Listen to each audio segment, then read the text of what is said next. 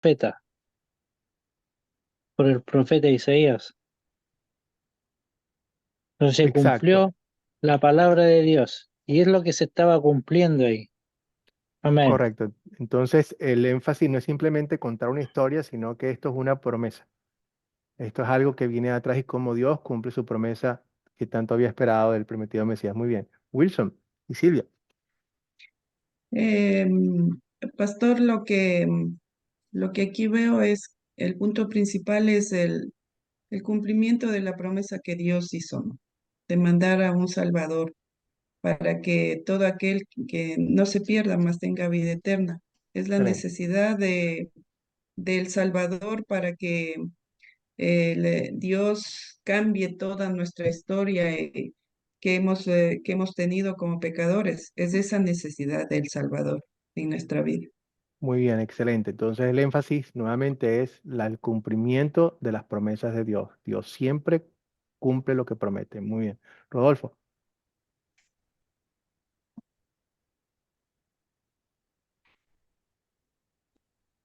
tienes que activar el micrófono, Rodolfo. Ahí está. Ahora sí, ¿Ahí me escucha, hermano? sí te escucho. Bueno, bien. Bueno, yo lo que quiero, sí, estoy de acuerdo, coincido con las respuestas de los hermanos.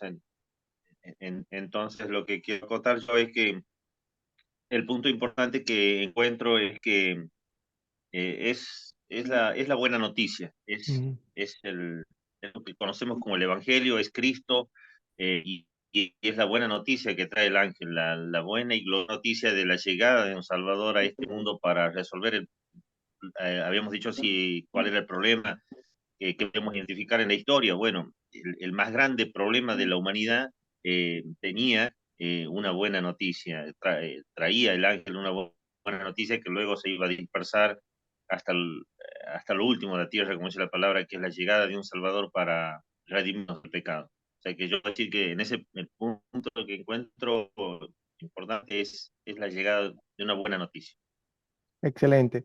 Y en esta llegada de la buena noticia, nuevamente el énfasis es ese, el cumplimiento de las promesas de Dios. Y nos muestra a nosotros cómo Dios cumple esa promesa en Jesucristo y quién es Jesucristo.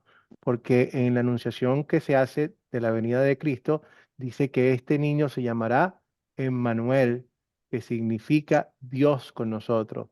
Dios no estaba mandando cualquier cosa para redimirnos, y eso es lo que vamos a ver al final, que este que venía es el mismo Hijo de Dios, Dios mismo, la segunda persona de la Trinidad, vino a rescatarnos y vemos el amor increíble. Ahorita en la siguiente pregunta, aquí hay una idea de ver el amor increíble de Dios en nosotros. Entonces, si podemos resumirlo, o sea, nuevamente, ¿cuál sería? Aquí tenemos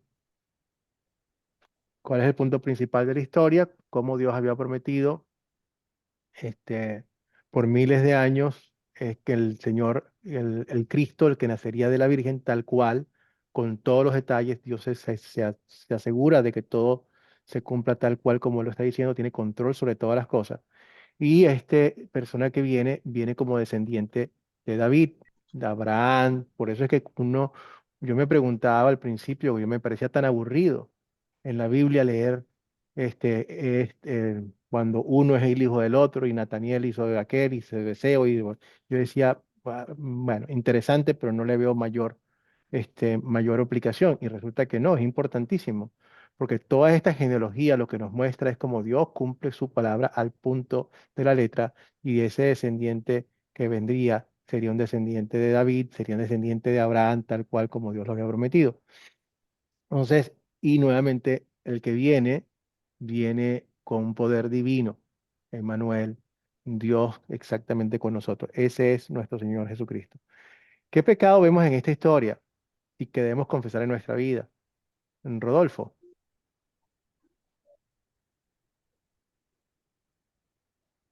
Es la vez anterior, pastor. Quedó Sí, la manito levantada ahí. Es la vez sí. anterior. Adelante, por favor.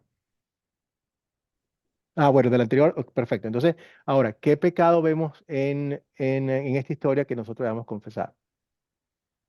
¿Qué cosas, cuando yo veo esto, digo, yo también hago esto mismo, quiero confesar esto, y le digo, bueno, pedirle perdón a Dios por eso. Adelante, Julio. Bien, bueno, tomando en pecado como la desobediencia o incredulidad que tuvo José en el momento de dudar y querer dejar a María en secreto. Creo que esa puede ser el pecado.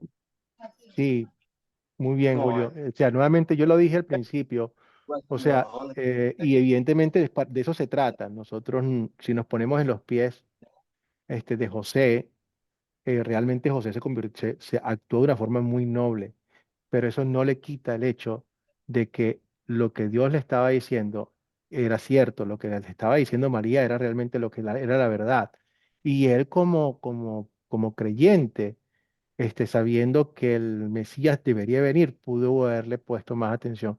Quizás fue por eso que, bueno, nuevamente como hombre noble no quería que María fuese expuesta, pero a mí también me pasa eso, que hay cosas en la Biblia que yo puedo Correcto. decir que, wow, esto es increíble. Pero no, Dios nos dice, para ti es increíble, pero yo hago todo yo hago todas las cosas posibles. Lo que es para el hombre imposible, para mí no lo es. Y en esto, cada vez, por eso repasamos estas historias para cobrar conciencia y crecer en nuestra confianza con Dios, que Él hace cosas que jamás vamos a poder entender nosotros, pero que son dignas de confianza. Adelante, hermano, familia Zamora, hermano Zamora. Saludos a todos.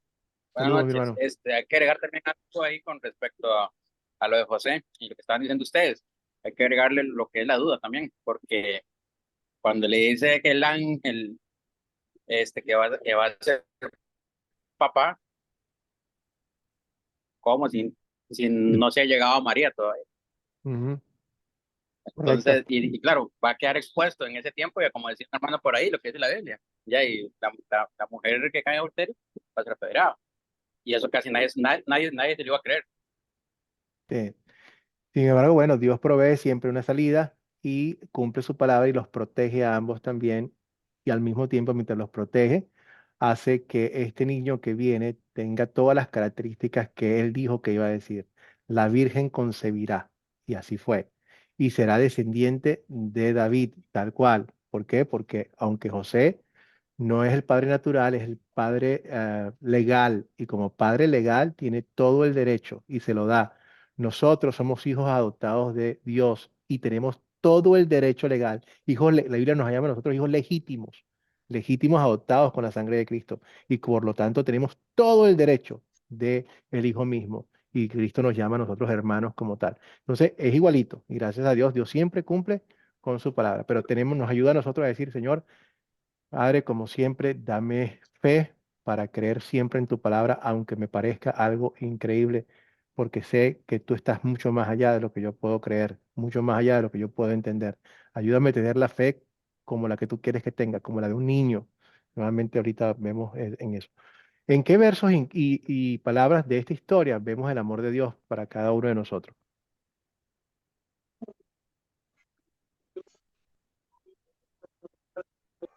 Adelante, María, Miriam. Buenas. En el amor de Dios lo veo acá en el versículo 21, que dice que viene a salvar a su pueblo de los pecados. También en el versículo 24, cuando José recibe a María por esposa, el amor que él tenía por María.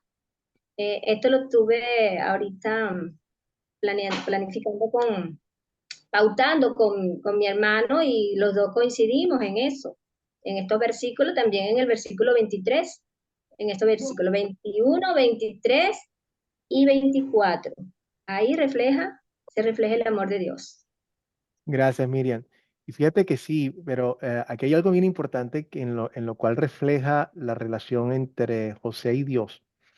A evidentemente le tenía un gran amor a María, tanto así que a pesar de que María le estaba diciendo lo que le estaba diciendo, que estaba embarazada y José suponía que era de otra persona, el amor de él hacia María le dijo, bueno, no te voy a exponer, voy a hacer las cosas de una forma muy tranquila, discreta para que no te perjudique, pero te voy a dejar.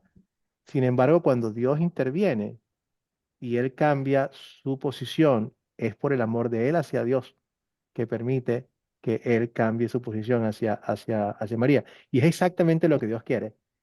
Ah, Me gusta. en nuestros matrimonios y en nuestras relaciones. Por eso es que Dios dice que si yo no estoy primero en tu relación, nadie puede ser mi verdadero discípulo si yo no ocupo el lugar principal en el corazón tuyo. Para mí, Dios tiene que estar primero que mis hijos. Dios tiene que estar primero que mi esposa. Y de esa forma, estando Dios primero en mi corazón y en cada uno de ustedes que mis hijos y que mi esposa, aunque nos parezca difícil, es cuando verdaderamente podemos amar a nuestra esposa y a nuestros hijos. Porque cuando Dios está de primero, Él nos llena del amor de Él para que lo podamos dar verdaderamente a las personas que nos rodean. Ustedes, muchos de ustedes son casados. Yo también. Dios me ha bendecido con mi matrimonio. Pero eso no significa que hay días en los que no sean difíciles. Y hay días en los cuales mi naturaleza humana no le da la gana de estar bien con mi esposa. Y yo no le voy a actuar como mi naturaleza humana quiere. Siempre cuando tengo dificultades con mi hijo, con mi esposa, con quien sea, tengo que quitar mi mirada de mis hijos, de mi esposa, y los pongo en Dios. Y la pregunta y la conversación que siempre tiene Dios conmigo en esos momentos es, mira, sea lo que haya pasado, ¿cuántas veces me has fallado tú? ¿Cuántas veces me has quedado mal? Y la verdad es que son incontables y seguirán pasando. ¿Cómo te trato yo? Me responde Dios. Siempre me trata con amor, siempre me da perdón. Haz lo mismo.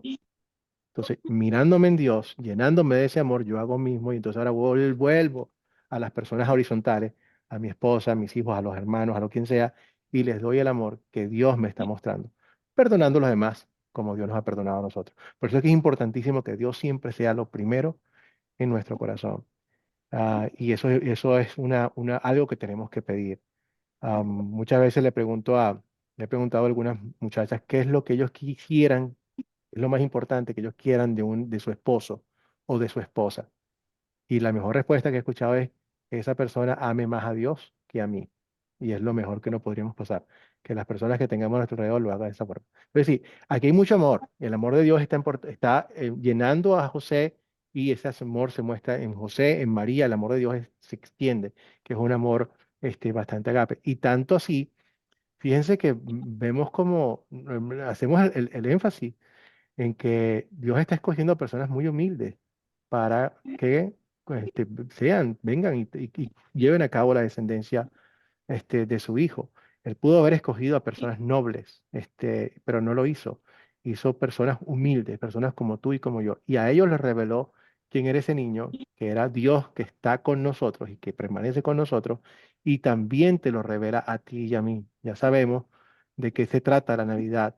Sabemos que el regalo que nosotros tenemos no es que esté malo que nos demos regalos, pero el mejor regalo es el que Dios nos da a nosotros en esa primera Navidad como tal. Excelente. ¿Qué le pedimos? ¿Qué le vamos a pedir entonces a Dios para que obre en nosotros, para poner en práctica en base a esta palabra de Dios? ¿Quién quiere? Miriam. Pensé que estaba quitando. Bueno, yo le pediría al Señor, como usted repitió allí, que nosotros no tengamos duda en ningún momento, que creamos verdaderamente, que tengamos la fe bien, bien alta para nosotros poder recibir todo lo que Él quiera añadir a nuestras vidas. Que su Santo Espíritu nos dirija en todo momento. Amén. Y bueno, no dudando en nada, no dudando en nada, como lo hizo José, que no dudó al momento, pero después reaccionó y aceptó que todo lo que viene de parte del Señor hay que recibirlo con mucha humildad. Entonces le pediría al Señor que cada día nuestros corazones sean como a Él le agrada. Amén. Amén. Para mí, Gracias, Miriam.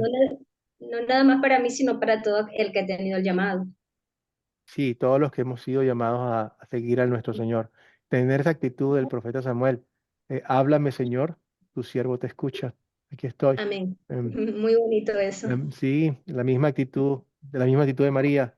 Padre, haz conmigo como tú creas, lo más Como tú creas. conveniente. Ayúdame a simplemente a seguirte, a vivir para ti. Julio, Amén. Bien, bueno, yo voy a citar al apóstol Pablo. Yo le pido a Dios que renueve cada día mi mente para poder comprender todas estas cosas y cuando Él habla mi vida, no tener ninguna duda, sino poder decir, heme aquí. aquí, Señor. Yes. Excelente, muy bien, Julio. Muy bien, son muy buenas razones para pedirles a Dios que esta palabra siga obrando y cuando nosotros le pedimos, Dios lo cumple, porque precisamente para Amén. eso nos da para su promesa está en que su palabra no retorna vacía y que este es el poder de Dios para la salvación. Que hacemos crecer nuestra salvación, va creciendo, perfeccionando cada día más y degustando lo que Dios ha hecho para nosotros. Rodolfo, Sí, pastor, gracias. Bueno, yo te iba a traer a mención acá en la palabra del apóstol Pablo cuando él dice que eh, si de este mundo quería ser de provecho para la fe y el gozo, en este caso que lo dice es a Filipenses, dijo estas palabras. Creo que es muy importante para nosotros como cristianos, como hijos de Dios, entender el propósito que Dios tiene con cada uno. Estoy de acuerdo con lo que los hermanos dijeron, como saben, en el punto de la humildad, muy importante pedirle a Dios que nos vaya renovando cada día en esa búsqueda de propósito y en dar lugar a que Dios vaya formando en nosotros el carácter de tu Hijo, porque en definitiva entendemos por la palabra que Cristo vino a este mundo no solo a salvarnos, sino también a ser formado en nosotros. Así que mi petición al Señor es que me dé el valor, me dé la humildad y me dé la libertad de poder dar lugar a que su propósito, como dice el salmista, también se cumpla en mi vida. gracias, Rodolfo. Sí, me recuerda a la función del alfarero, de Dios que agarra y nos transforma con sus manos y va haciendo cosas hermosas hechas de barro, de material de desecho, pero en manos del Señor se convierten en cosas extraordinarias. Somos humildes, recipientes con una verdad muy grande. Y bueno, y todavía somos un trabajo en proceso hasta el día en que Dios nos lleve a casa, donde ya completará su obra con nosotros completamente allá, cuando quite de nosotros esta naturaleza pecaminosa, este cuerpo de muerte. Muy bien, gracias. Entonces, bueno, vamos ahora a pasar a la próxima sección, que es ¿quién es Jesucristo? Entonces, esto es sumamente importante porque si Cristo no es el Cristo de la Biblia, nuestra religión es falsa.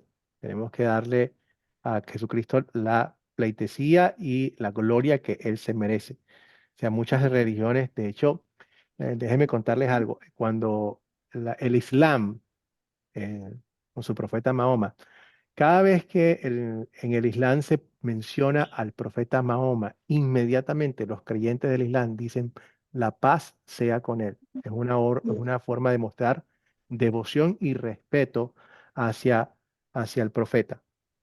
Ellos hacen exactamente lo mismo cuando mencionan a Jesucristo. Jesucristo, la paz sea con él. ¿Qué quiero decir con esto? Que ellos tienen en alta estima a la persona de Jesucristo, pero eso no los hace cristianos, porque para ellos es simplemente un profeta, pero no es la persona que la Biblia nos dice que es Dios mismo, que es nuestro Señor y Salvador.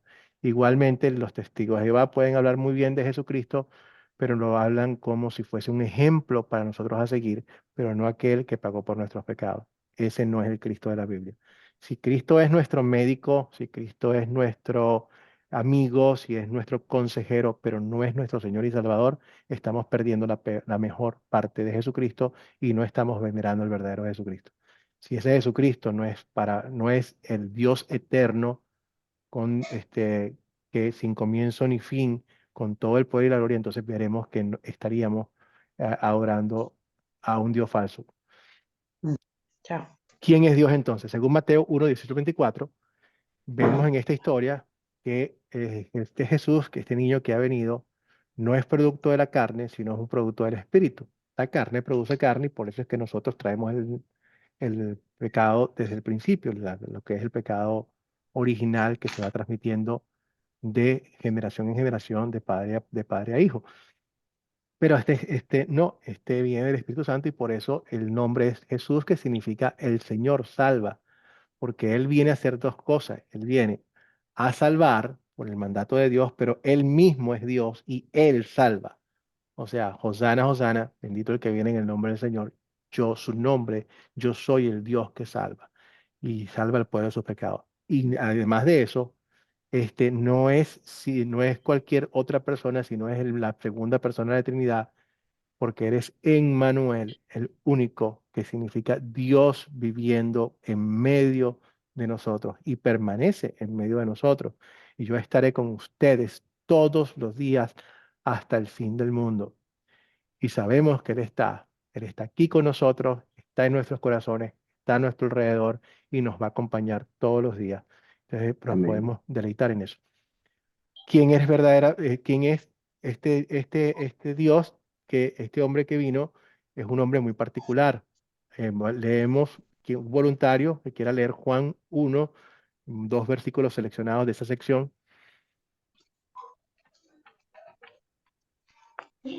Adelante, Wilson. Juan 1 dice, en el principio era el verbo, y el verbo era con Dios, y el verbo era Dios, y aquel verbo fue hecho carne, y habitó entre nosotros, y vimos su gloria, gloria como del unigénito del Padre, lleno de gracia y de verdad. Amén.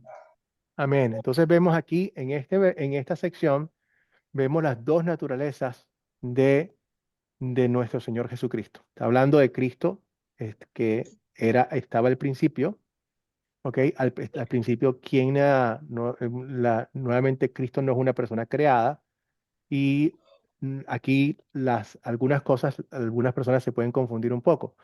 El hecho, por ejemplo, de que la Trinidad, que es un misterio, algo que tiene que ser revelado porque es algo inconcebible, pero Dios se revela a sí mismo como Dios Padre, Dios Hijo, Dios Espíritu Santo.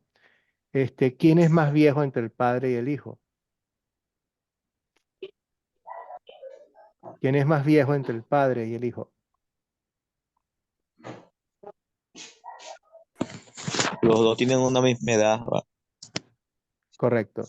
En términos humanos, nosotros no podríamos entender eso porque no es posible que un hijo tenga la misma edad que un padre, porque un padre engendra un hijo. Pero cuando la Biblia nos habla de Padre y Espíritu Santo, y habla del Padre y del Hijo, nos muestra esto como una proposición relacional. Tienen la relación de padre e hijo, no hay que exponer otra cosa. No podemos decir entonces que como este es el hijo, uno es más viejo que el otro, o este fue creado o engendrado por el otro en el sentido de como lo hacemos los seres humanos, porque eso no aplica para Dios. Cristo ha estado todo el tiempo, Cristo siempre ha existido.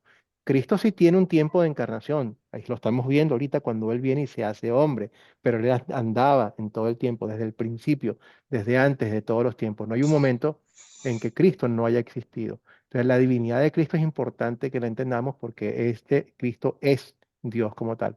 Abdón. Gracias, pastor. Entonces, Jesucristo son dos nombres en uno. Jesús como humano y Cristo como divino. ¿Sería así? Ambos, fíjate, Adón, vamos a ver qué significa el nombre. El nombre de Jesús significa el Señor salva. Entonces, en el nombre de Jesús está diciendo que Él es Dios y cuál es su función, que viene a ser salvador. Entonces, un nombre divino porque Él es el Señor que salva y también enviado por Dios que salva, que como dice Jesús, que me ha visto a mí, ha visto al Padre. Entonces, ese nombre es divino. El Cristo es un título, pero un título que también se le puede dar solamente al prometido Mesías, que es el Redentor. Entonces, que también es una persona divina. Entonces, ambos muestran la función de Jesucristo como tal. Miriam, ¿tenías una pregunta? Sí, yo creo no que es así. El Padre, el Hijo y el Espíritu Santo son una sola esencia, un solo ser, un solo sentir, tienen un mismo, es un complemento divino. No hay edades, ni tiempo, ni nada, ellos son uno solo son. Entonces, es un solo ser, uno solo, complementa uno solo. Tanto que Jesús cuando vino acá dijo, el que oye mis palabras, oye al Padre, el que me obedece, obedece al Padre. O sea, son uno solo, una sola esencia, un solo amor. Exactamente, aunque son tres personas distintas. El Padre habla con el Hijo no es el Padre, pero al mismo tiempo tenemos un solo Dios. Eso es inconcebible. Por eso es que esto se le llama el misterio de la Trinidad. ¿Por qué es un misterio? Porque es algo que tiene que ser revelado a nosotros. Nosotros no podemos entender esto. O sea, así se revela a Dios y lo que hacemos es creerlo porque Dios nos lo está diciendo y tenemos gracias a Dios. El Espíritu nos dice que eso es así y no le metemos mucha cabeza. Porque al meterle la cabeza realmente no podemos entenderlo. ¿Quién puede entender completamente la naturaleza de Dios? sea, Dios Padre, Dios Hijo, Dios Espíritu Santo, y no tenemos tres dioses, sino uno solo, la misma esencia. O sea, lo dejamos así, aceptamos su palabra tal cual como nos las está diciendo.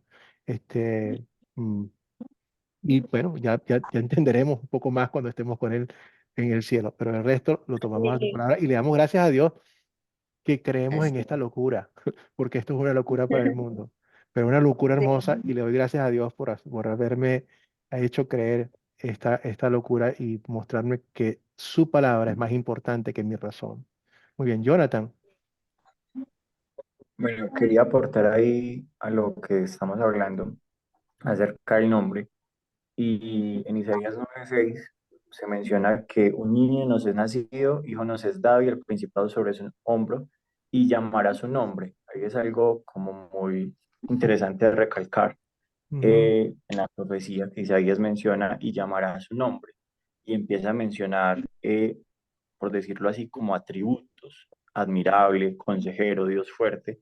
Y en lo que hablaban ahorita, la pregunta que hacías o planteabas respecto a que cuál era mayor o cuál era menor, podemos ver en una característica de esas que dice Padre Eterno, es decir, desde no fue concebido, no tiene un inicio, no tiene un fin, sino que como él mismo se menciona, él es el alfa y la omega, el principio y el fin. Entonces, ahí en esa característica no es uno mayor que otro o menor, sino que él es eterno. Amén, Jonathan. Excelente, sí. Eso para nosotros no tiene cabeza porque nosotros no somos eternos. Y para nosotros el tiempo, por eso es que para el Señor en 1000 años es como un segundo, o sea, es otra cosa. No tenemos la menor idea porque nuestra vida es muy corta y nuestra perspectiva es muy corta. Pero sí, gracias a Dios, Él se nos muestra de esta forma y nosotros creemos lo que Él nos dice porque así nos lo dice la Biblia. Al principio Dios. Al principio estaba Dios. Antes de eso ya estaba allí. Y antes de eso también estaba allí. Antes de eso estaba allí. Y así sigue. Y bueno, es una de las características de nuestro Dios. Ahora, este niño que nació, que ya estamos, vemos que es Dios y que es eterno y todo, y no hay nada que no tenga el de Dios, que cuando viene y se hace niño y toma la naturaleza humana, se humilla a sí mismo. En otras palabras, eso es lo que nosotros hablamos de que Cristo viene en el estado de humillación. ¿Qué es que se humilla a sí mismo? Es que deja de utilizar completamente todos sus atributos de Dios para poder tomar nuestro lugar. Aunque es Dios y conoce y habla con autoridad. Ustedes han escuchado esto, pero yo les digo, y habla con toda la propiedad que tiene que hablar porque Él es Dios.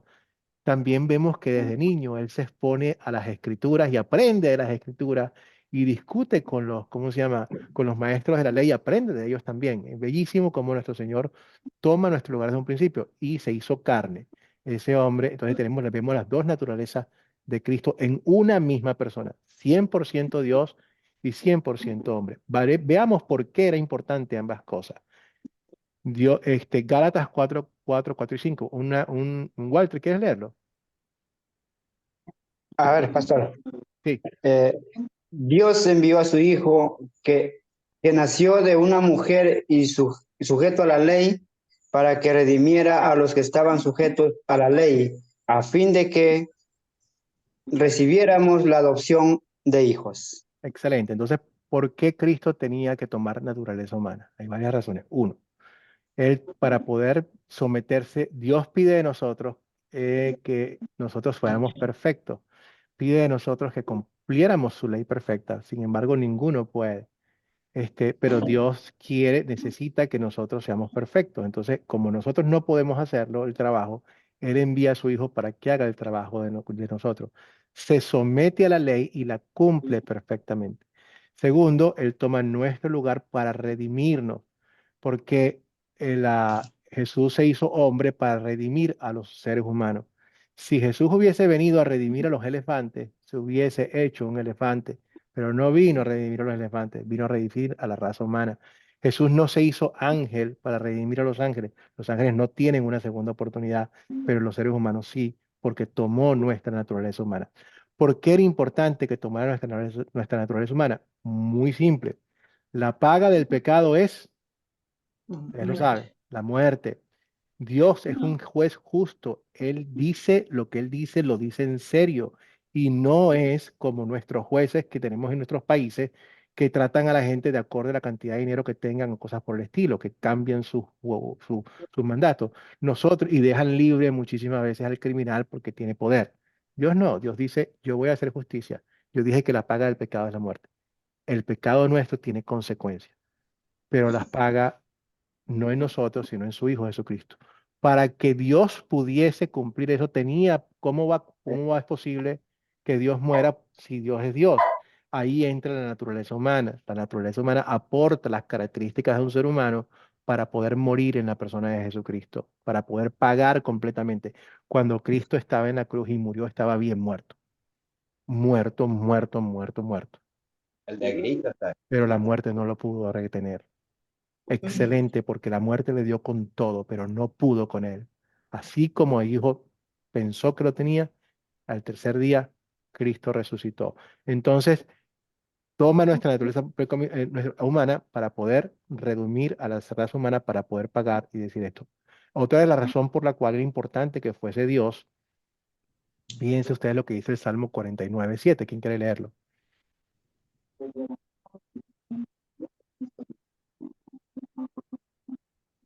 ¿Qué dice el Salmo 49:7? Adelante, Oscar.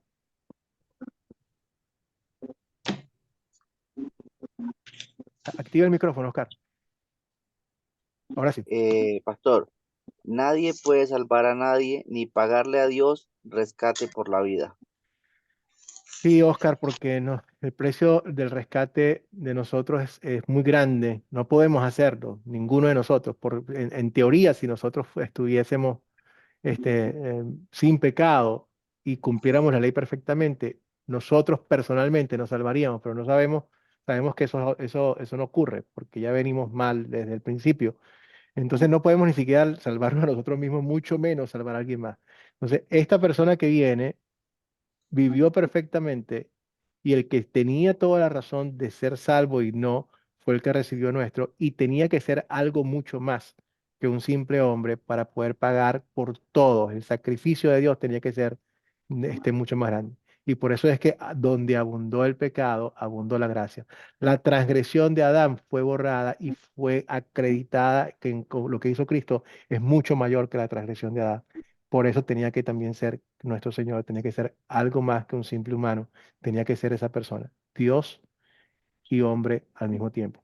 Entonces encontramos un gran consuelo en eso, porque primero, al ser un hombre, Dios nos conoce, Él sabe nuestra naturaleza, Él sabe nuestras cargas, Él sabe nuestras debilidades, Él nos conoce y por eso nos cuida y por eso nos da tanto aliento y por eso nos da perdón, que es lo más importante. Y tenemos un Dios que se compadece de nuestra naturaleza humana, pero también tenemos a un Dios que no es simplemente un humano, sino que es Dios y tiene todo el poder. Y todo el poder y toda la gloria se me ha dado. Y ese poder y toda la gloria se lo doy a ustedes. Y nadie nos los puede quitar y nadie nos puede arrebatar de su mano. Muy bien, entonces es importante que tengamos ese Dios. Si este no es el Cristo que estamos adorando, estamos perdiendo el tiempo. No es el verdadero Cristo de la Biblia y nos ocurriría, como dice como dice que en el último día habrán quienes me dirán, Señor, Señor, y yo les diré, no los conozco, no los conozco. Si nosotros no adoramos a Cristo como es, a Dios nuestro Padre como es, y al Espíritu Santo, no estamos realmente adorando al verdadero Dios. Bueno, muy bien. ¿Alguna pregunta hasta aquí?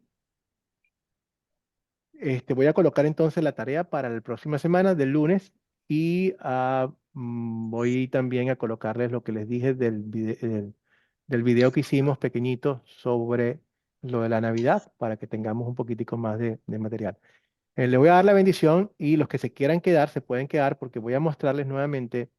Algunas personas me estaban pidiendo un poco de guía de cómo hacer para estudiar la Biblia de una forma sistemática, sencilla y que la puedan entender.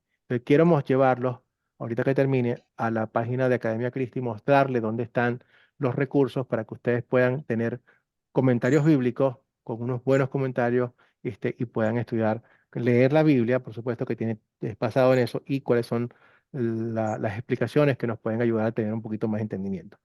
Entonces, vamos entonces a recibir como siempre la bendición del Señor y seguimos recibiendo la bendición arónica, la bendición que Dios le dio a su pueblo y que le sigue dando su pueblo. El Señor te bendiga y te guarde. Haga el Señor resplandecer su rostro sobre ti y tenga de ti misericordia. Vuelve el Señor su rostro a ti y te conceda su paz. Amén. Bueno, entonces déjenme parar aquí la grabación